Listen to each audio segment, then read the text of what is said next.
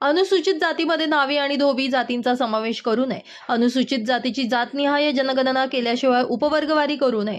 तसेच मुसळधार पावसामुळे महाराष्ट्रात शेतकऱ्यांचं झालेलं नुकसान पाहता नुकसान तात्काळ पंचनामे करून शेतकऱ्यांना 50,000 रुपये नुकसान भरपाई देण्यात यावी आणि महाराष्ट्रात ओला दुष्काळ जाहीर करण्यात यावा। अशा प्रकारच्या मागणीचं निवेदन संविधान संरक्षण समिती आणि पुरोगामी विचार मंचच्या वतीनं जिल्हाधिकाऱ्यांना देण्यात आलंय।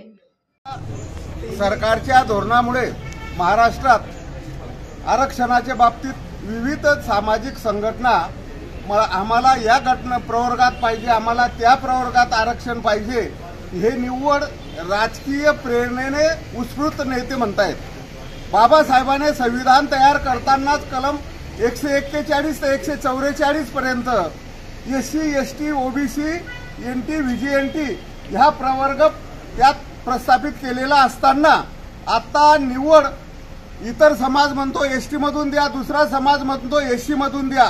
त्यातच माननीय मुख्यमंत्री साहेब यांनी 2 दिवसापूर्वी असं निवेदन केलं की आता एससी या समाजाचं प्रवर्गाचं उपवर्गीकरण करण्यात येईल।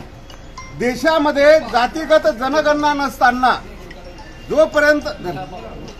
जोपर्यंत जातीगत जनगणना होत नाही, कोणत्या समूहाचे किती लोक आहेत याची निश्चिती होत नाही, तोपर्यंत उपप्रवर्ग कसा काय करण्यात येईल।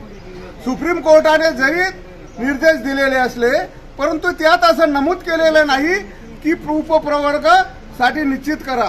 त्यासाठी आमचं असं एक संविधान संरक्षण समितीसह आमचे पुरोगामी विचार मंचचं एक निवेदन आहे शासनाला की एससी समाजाचं उपवर्गीकरण जातनिहाय जनगणना झाल्याशिवाय करू नये।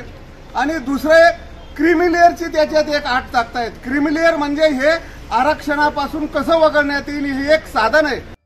यावेळी हरिश्चंद्र लोंढे, हेमंत मदने, बाबा हातेकर, बबन वानखेडे, प्रभाकर खंडारे, महेंद्र महाले, पोपटराव चौधरी, कॉम्रेड LR राव, अशोक शिरसाट, पंडित गोसावी, हर्षबोध मोरे, श्रीकृष्ण बेडसे, धनंजय गायणकर, मनोहर मोहिते आदी मोठ्या संख्येने उपस्थित होते।